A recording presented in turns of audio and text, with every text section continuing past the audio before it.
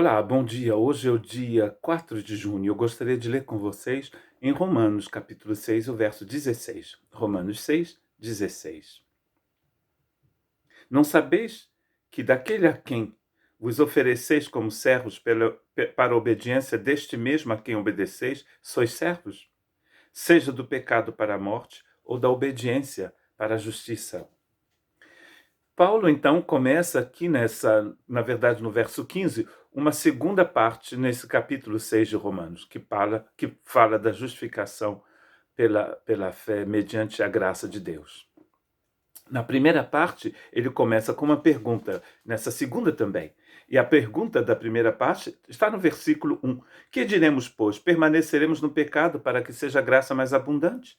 E na segunda parte, verso 15, e daí? Haveremos de pecar porque não estamos debaixo da lei e sim da graça? E ele vai dizer, de modo nenhum. Na primeira parte, ele está então falando da nossa identificação com Cristo Jesus na cruz, no túmulo e na ressurreição. E como essa identificação nossa com Cristo nos coloca diante de duas situações. Nós temos uma vida antes, uma vida na morte, e outra vida depois, que vem através da nossa identificação na cruz de Cristo. E para explicar essa obra da graça na justificação pela fé, ele vai citar três verbos. Primeiro, nós temos que saber dessa realidade, mortos para o pecado, vivos para Cristo. O segundo verbo é considerar. Temos que considerar que estamos mortos já e que vivemos para Cristo. E, finalmente, temos que nos entregar, nos oferecer a Deus de morto que estamos para pecados e vivos que estamos para Ele. Sempre a mesma situação, a mesma condição e esses três verbos que vão nos ajudar a irmos mais além. Essa segunda parte, ele vai então começar do final desse último verbo, se entregar, se oferecer, e vai continuar dizendo que você pode então, na sua vida diária, ou na sua vida de hoje, nessa nova vida, você pode continuar obedecendo a Deus e sendo servo de Deus, ou então você pode se entregar ao pecado e ser servo do pecado.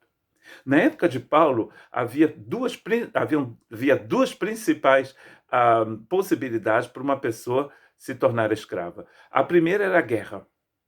Quando Roma invadia, por exemplo, quando ele invadiu aqui a região onde eu moro, o País Basco, que foi uma região, fazia parte de uma região chamada Aquitânia, que era uma região romana, e inclusive hoje a região em francês se chama também Aquitânia, Aquitaine, e inclui Bordeaux, e é uma das maiores regiões da França.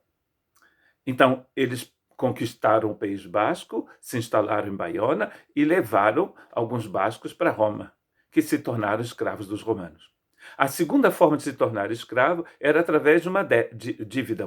A pessoa tinha uma dívida e ela era vendida na praça do mercado como escravo, ela e sua família, para pagar a sua dívida. Mas havia uma terceira opção, que era mais rara, mas era que alguém, quando não tinha o que comer, não tinha onde morar, não tinha dinheiro para pagar o aluguel, se vendia ele mesmo a alguém como escravo, se entregava a alguém como escravo. Porque o escravo morava no mesmo local que o mestre e tinha comida, tinha que trabalhar como escravo, né? Mas poderia comer e sobreviver. Então, uma vez que você se entrega ao mestre, uma vez que a pessoa se entregava ao mestre, ele tinha que obedecer a esse mestre pelo resto da vida. Porque o escravo era alguém que tinha uma marca nele, um anel, que demonstrava que ele não pertencia a ele mesmo, mas pertencia agora a um mestre. Quando você pertence a Cristo, a marca que você tem é a marca da cruz de Cristo em você, seu coração. E você pertence a Jesus Cristo. Mas se você se entregar a um outro mestre, você vai ser escravo desse mestre. É o que Jesus diz em João, capítulo 8, verso 34. Em verdade vos digo, todo aquele que vive na prática do pecado se torna escravo do pecado. Então, ao momento você pensa que é você que está liderando a sua vida, que você é uma pessoa livre, mas se você se entregou ao pecado, você é escravo do pecado. E você não faz mais aquilo que você quer, você faz aquilo que você não quer. É como um vício, né? Tem muita gente que se acha livre, né? Tenho muitos amigos que dizem que eles sempre fumaram porque eles queriam demonstrar para todo mundo, na adolescência, por exemplo. Aqui na França, as pessoas começam a fumar aos 11 anos, quando saem da escola primária e vão para a escola, para o antigo ginásio no Brasil, que eu não sei mais o que se chama no Brasil. Muito tempo fora de casa. Tenho outra casa agora, né?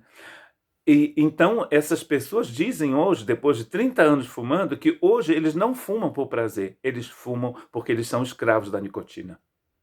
É a nicotina que domina o cérebro da pessoa. O cérebro da pessoa, desculpa. O pecado faz isso, ele escraviza a pessoa e a pessoa não é mais uma pessoa livre. Foi para a liberdade que Deus vos libertou, diz Paulo. Jesus diz também em Romano, desculpa, Jesus não diz em Romano, mas em Mateus capítulo 6, verso 24, ninguém pode servir a dois senhores, porque ou há de aborrecer-se de um, ou amar a outro. Vocês não podem servir a dois senhores. É impossível. E nessa vida, ou a gente é escravo de Deus, ou é escravo do inimigo, como eu já disse. Quando você é servo de Deus, ou mesmo escravo, porque a palavra utilizada por Paulo é a palavra escravo, para falar do domínio que uma pessoa tem, que um mestre tem sobre alguém. Quando você se decide que você quer ser escravo de Deus, você vai experimentar a maior liberdade que existe no universo. A liberdade dos filhos de Deus. Porque Deus nos restaura, Deus nos liberta, Deus nos ilumina. Ao invés de fazermos aquilo que a gente queria fazer e que a gente sabe que vai nos levar à morte, a gente vai fazer a vontade de Deus, porque Deus vai colocar a sua vontade em nosso coração.